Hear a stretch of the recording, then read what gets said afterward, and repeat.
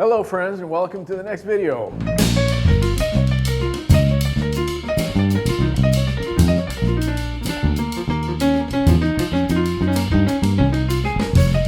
In this video, we're going to be talking about something very particular. The first thing is realize that world music is learned differently than rock or pop or funk.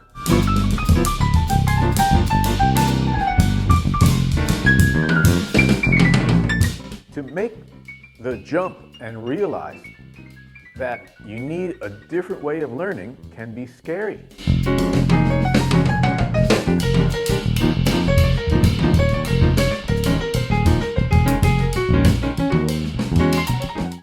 Because it's something very challenging and that involves a cultural paradigm shift.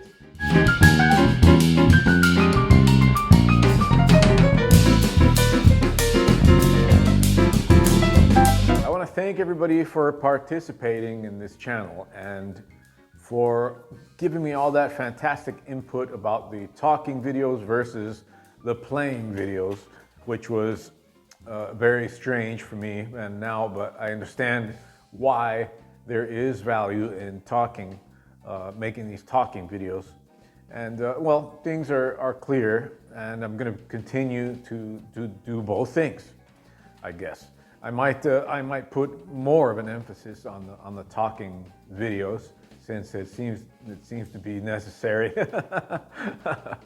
Sorry, I still find it funny that anybody want to hear me talking about whatever instead of playing, but I think it's necessary, and I want to thank you all for your great input. And I've received emails in private about it too, so it's very clear now that it's a necessary thing. And so we're going to continue doing it. And I want to thank everybody for subscribing to the channel and the super thanks and all that stuff, man. I really appreciate you guys. It means a lot to me. Okay, so in this video, we're going to be talking about something very particular.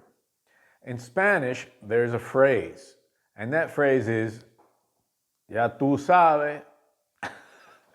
What that means is, you already know. It's loosely translated. You can think of it in a couple of different ways, but it's basically you already know. Okay, and what it means is it's outlining something that has injustice, maybe something that has nepotism or any kind of narcissism or undeserved accolades, inordinate amount of fame and very little merit for that fame. That's when you say, ya tú sabes. It means there is injustice, basically. So it's kind of a code between drummers now, especially between Latin drummers. When they hear, when we hear drummers that try to play whatever,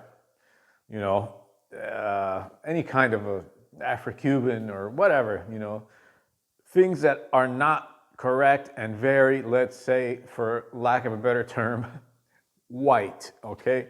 Things that have not been explored, things that have not been respected and played out of self-aggrandizement to try to promote whatever agenda you've got in your playing, your channel, whatever. That's when you say, ya tú sabes, right?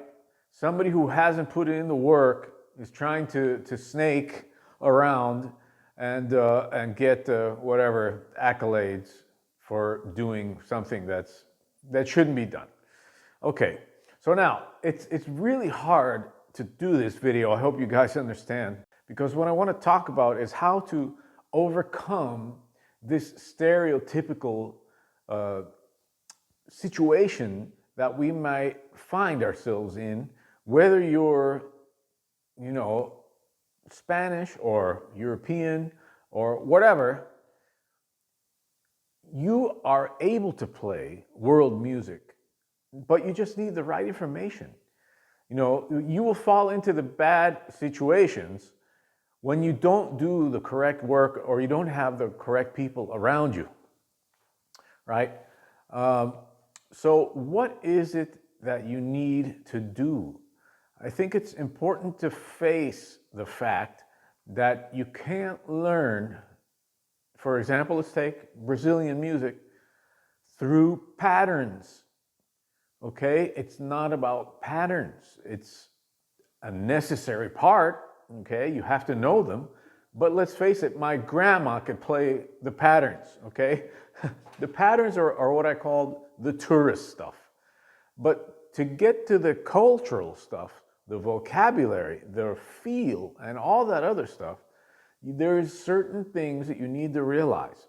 Like, for example, the RTS theory, that 6 is constantly feeding into the vocabulary of African music, okay? That there is this constant interplay, and it's something that you absolutely have to understand. You'll never be able to play these types of music only by learning the patterns, okay? Now, you know, how does this happen? It's because a lot of times, you know, our biggest enemy right now in your journey to learn about world music are these people spreading completely wrong, oh my God, just shamelessly wrong information out there in order to do whatever they're trying to do. You know, I have no idea. I don't know what the deal is with trying to get glorification out of being a drum instructor. I got to control my frustration in this situation because, you know, in a lot of cultures, drumming is something very, very deep, very spiritual, and very attached to cultures and traditions and stuff. As you guys know, you know, maybe you older guys know that the drumming is a very deep thing, man. It's not something you toy around with.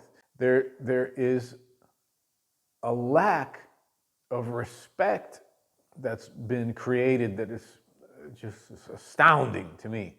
How can somebody be so unaware of what it means to play something incorrectly, you know? That's when the "Ya tu sabe" comes out, and the idea of the gringo playing Latin music is perpetuated further and further and further.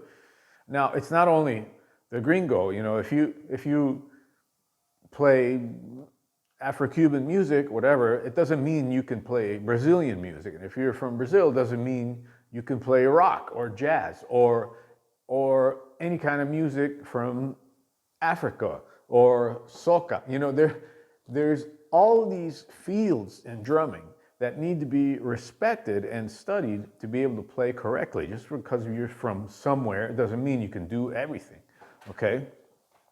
So, what do you do to avoid being the "ya tu sabe" guy that they're talking about? The first thing is realize that world music is learned differently than rock or pop or funk. You know, a lot of times we are sold books. Books are great to a certain extent, okay? But then you need to have somebody put you into a musical situation to use all that stuff. There's another story of some guy who's like a teacher, and he went to this gig, and the guitar player pointed out to him, "Hey man, that doesn't sound good. This fill is off, or that feel is off." He goes, "Well, but that's how it is in the book, man." He actually said, that's the exercise in the book. Instead of like thinking about music, he actually played an exercise out of a book and tried to insert it, you know, wow, man, the ultimate, "ya tu sabe" moment, right? Astounding. So, to make the jump and realize that you need a different way of learning can be scary because it's something very challenging and that involves a cultural paradigm shift. You know, you have to start thinking differently. You have to start thinking like somebody from another country, or another region of the world, and you know, maybe eat the food, you know, go out, hang out with them, learn customs, you know, do things that will start to put you in a different mindset. And those kind of things, for some people, can be scary. You know, I love that. I thrive on that. I can't stay in one place for very long, as you probably know. and and to me, that's like the lifeblood of my music, you know, traveling and playing with different musicians from all over the world. But I understand that it can be scary. So once you realize that and are able to let your guard down and be vulnerable in that way, because it's like you're a baby all over again. You're like starting to learning how to walk, you know? And you have to be able to handle that vulnerability and have somebody show you, you know, the way, right? You can't be scared of that process. When I first started learning about different types of music, it was scary to me. You know, another thing is a lot of times that this type of music has religious connotations. You know, is used in Santeria, you know, and different kind of ceremonies and stuff, is black magic and stuff. You know, especially when you get into the African stuff. And wow, man, it's just super deep, super culturally deep, specific things that can be scary, right? But you just have to get used to it. If you want to play world music and open up your drumming and understand what different drumming languages are about, you have to get used to the feeling of being vulnerable and letting go of your ego and all that stuff. Super important. Now, another thing is you have to have the right, like I say over and over, the right people around you, you know, that are going to show you the things you need to know right away without being, you know, told, oh, you want to learn about Cuban music, or go to Cuba, eat rice and beans, and hang out and learn to dance and marry a Cuban girl, whatever. I mean, okay, some of those things are valuable. Others, if you're like a pro and you need to learn this music and you don't have time to like go hang out in Cuba, there is definitely a way, if you are super disciplined and very driven, there is a way to do it without having to go through that process. Now, eventually, it's great to go to each country that you're you know, participating in the music, but if you can't, you know, and as a somebody who plays a lot, most of the time, you know, you can't. You have to play wherever part of the world you're playing in, and you want to learn about music from Sudan or whatever, or Somalia, you can't go hang out in Somalia. You have to learn it as best you can with whatever tools you have. So there is definitely a way to do that, and that way is understanding the RTS concept, how 6/8 constantly feeds vocabulary from African descent music to the modern music that we encounter today. Okay, that's a huge part of it. It's that hump, it's the egg rolling feel, it's the vocabulary of Brazilian music, it's the vocabulary of Afro-Cuban music, of chacarera, all that stuff. All these different styles have one thread in common, and that thread is rhythm, how rhythm operates. Okay? So that's how you do it. You don't do it by learning patterns out of a book. Okay? Now, I can say this from experience, because when I was coming up, one of my biggest problems, you know, I could already play. I was an okay player, and I was doing my thing, and I was studied, and I could play. You know, well, not like now, but I could play. So one of the problems was I was doing the patterns okay, but I went to do the fills, and it didn't match when I put it in the music. You know, the vocabulary didn't match. And I see this issue happen with a lot of guys that are great players, and they try to do fills or whatever. They do solos and fills and stuff like that, whatever. They incorporate themselves into the music, let's say. With the current vocabulary they have, it just doesn't work. You know, you have to have the vocabulary of that music and then put your old, not your old, but your own voice onto it, okay?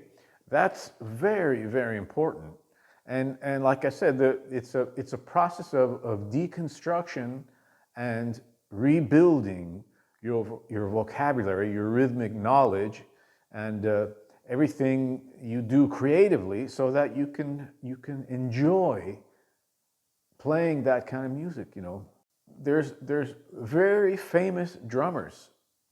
I'm not going to mention any names, but very famous guys who have come to see me play, and they're like, God, I wish I could play that music, man. I wish. And I was biting my tongue, man, so hard to tell them, look, man, if you really want to do it, let me come over to your house one day and show you this one secret, okay?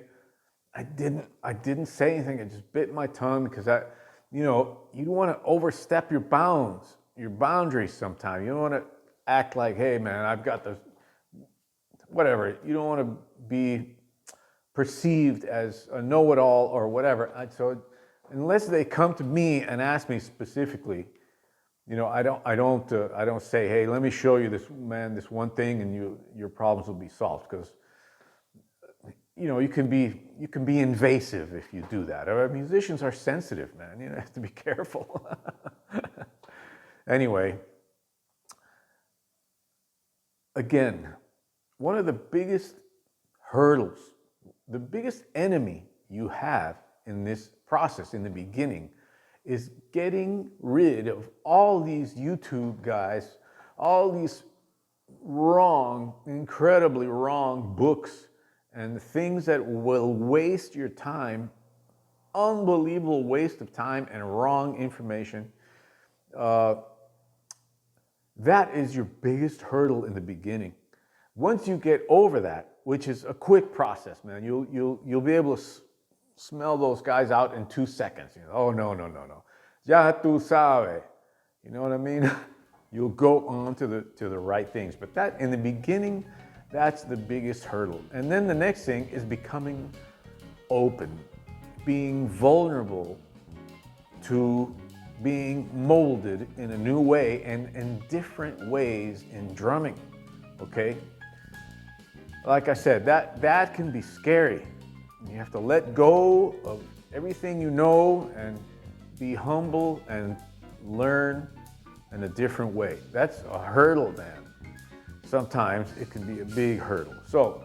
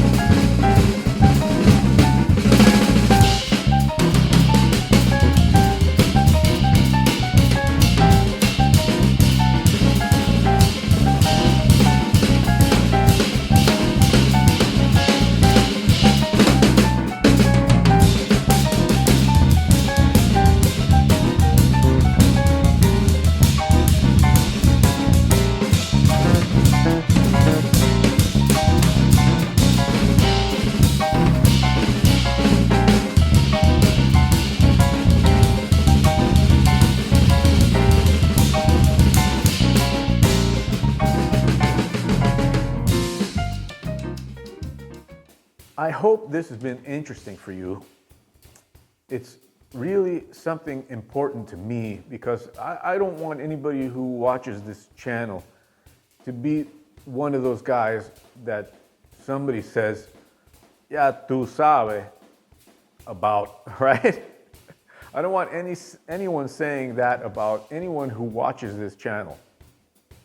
So if I was able to create an awareness, then great. If you have any questions about this, please write me. Please leave a comment in the comment section. And of course, if you want to study with me, please check out the lesson site. Only $200 gets you into the full year program. You know the drill. Thank you very much for watching. Peace.